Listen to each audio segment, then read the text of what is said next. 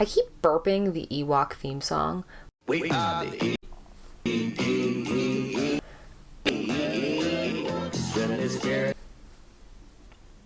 It's disgusting. I can't go out in public like this. This is a crime. I hope no other symptoms show up. Why didn't I just grow a furry hand? Why is this happening to me? It can't possibly be the cereal I've been eating. I've been eating a very balanced diet.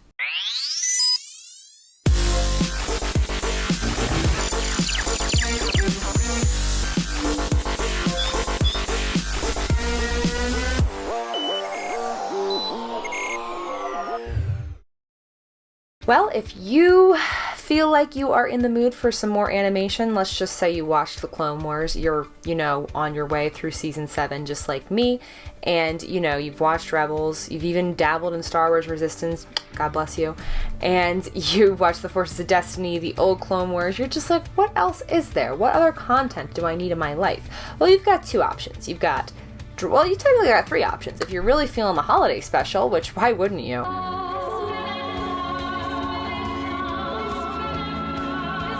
Or if you're feeling droids, which is a certain itch to scratch that I'll get to someday in my life. I have a shirt for that too, don't worry.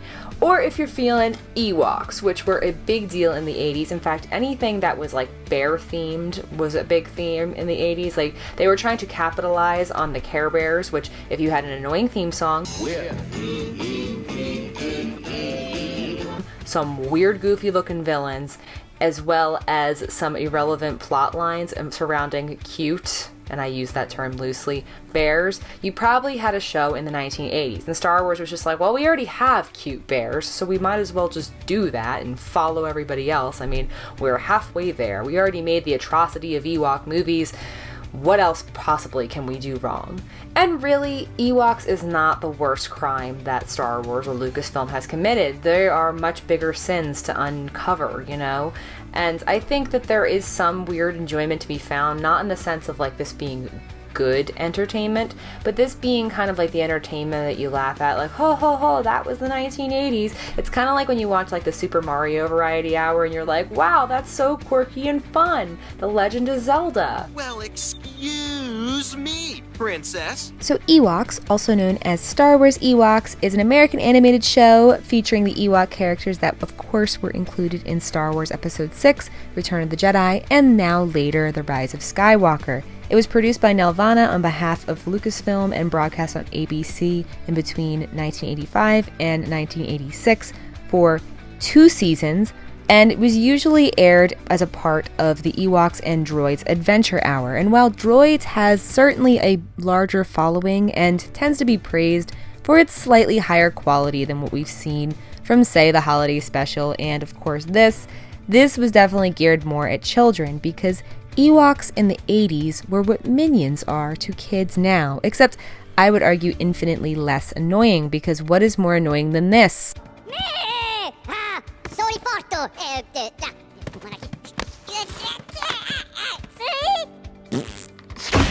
So this series focuses on the adventures of Wicket W. Warwick, which, yes, he is named after his original actor Warwick Davis, and I think that is a very nice touch. It's a little confusing that Ewoks have first, middle, and last names because, they don't have a postal service or anything like that, but we take what we can get here. And it follows him and his friends on Endor, of course, before the events of A New Hope, actually.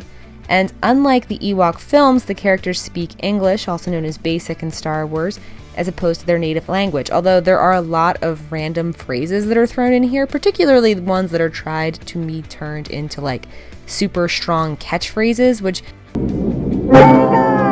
Lucha, lucha. So why can the Ewoks talk in this? Why couldn't he talk to Princess Leia, but he can talk in this? That's just weird. The primary recurring villains are Morag, the Tolog Witch, who has a personal grudge against the tribe's shaman, Master Logray, and the Duloks. Welcome to Dulox, such a perfect town. Here we have some rules, let us lay them down. A rival species that is related to the Ewoks, and yeah, they are kind of annoying like the other ones. The main characters in this series are, of course, going to be Wicket. He's the youngest brother of the Warwick family. He's headstrong and determined, and he often takes initiative, and he really loves cookies based on Return of the Jedi.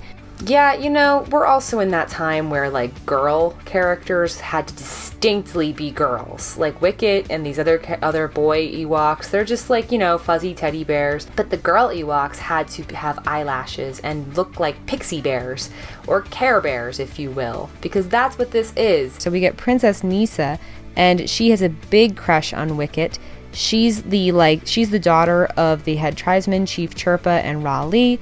Tebow is Wicket's best friend and the oldest child of Warwick and Bachila. He's fascinated by tales of sorcery and magic, so he becomes Master Logre's apprentice. And the thing that's really interesting about this show is that there's no force, and it adds this touch of magic to the universe, which I think is something to be said about, because, you know, we get the Witches of Dathomir in the Clone Wars, and that's explored in a much more in-depth, lore-heavy way, but I always enjoy the whimsical ridiculousness of older shows, and how not everything really had to be gone into. In fact, while this show doesn't have that same level of following, it's because it was very obviously geared for small children. It's so innocent in nature. There's nothing inherently wrong with this show.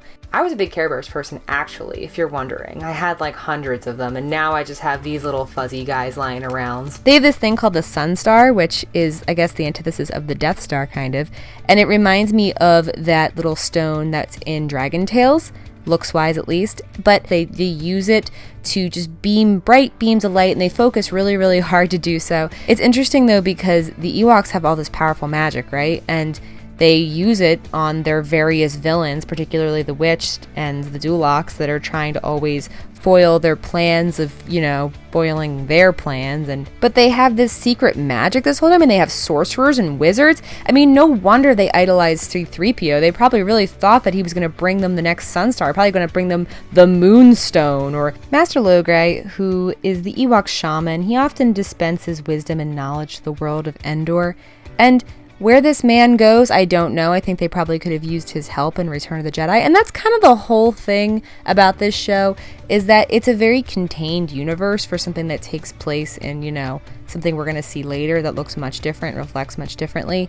Wicket's friends are presumably all there. I mean, until they're not.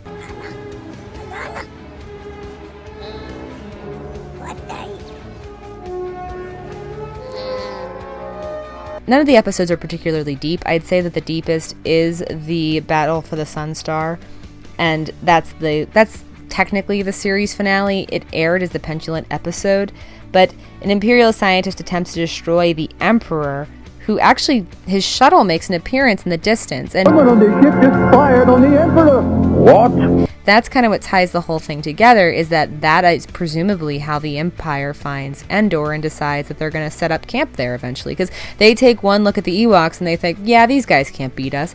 Even though the Ewoks in that episode dress up as droids, super convincingly, might I add, and they managed to overthrow this stupid Imperial scientist named Rhaegar, who I can never picture Vader ever wanting to work with. But I will present it only to the Emperor, as you wish. In fact, all of the villains on this show are very mustache-twirling 80s villains that you can't really take too seriously, but they're very fun to watch in the moment. They're so two-dimensional, just like these characters, but everything in this is just meant to teach kids lessons. Very small kids, you know, do the right thing, help others, don't be greedy, listen to your elders. It's all there, you know? It's not meant to be this big, deep thing, which I don't think Star Wars is in the first place. This definitely waters things down a little bit more. I just love dangleberry juice. I've got nothing for that. I don't get much enjoyment from it because I'm 24 years old. But if I was 4 years old, I'd probably like it. I loved Care Bears as a little kid. This show, you know, it scratches that itch. It gives you cute bears that are friends, that have the stupid one, the greedy one, the princess, and the leader. And that's what you're here for. You're here for the friends and the little trouble they get themselves into. It doesn't feel like Star Wars by any stretch. It feels like an 80s cartoon, which is okay too. Huh? The strange thing about this show is that there are like reputable creators involved in this. Paul Dini is a notoriously like excellent story writer in terms of animation. He worked on Batman the Animated Series, which is like the Batman. I'm a big DC gal myself. I know this is a Star Wars channel, but like the Batman the Animated Series is a big deal, and Paul Dini was a heavy influence on that show. But there's some funny stuff here. I mean, I find a lot of this comedic because of how silly it looks, and it's very creative looking. A lot of the creatures look like Dr. Seuss characters. Literally, that is definitely supposed to be the Grinch. And there's a lot, I think, here that could be enjoyed by little kids. It's bright, it has a lot of colors, there are good lessons here. There's some weird things said and done, and it doesn't make much sense in the greater span of Star Wars continuity. It's not canon anymore. I don't know if it really ever was, but it's the Ewoks, you know?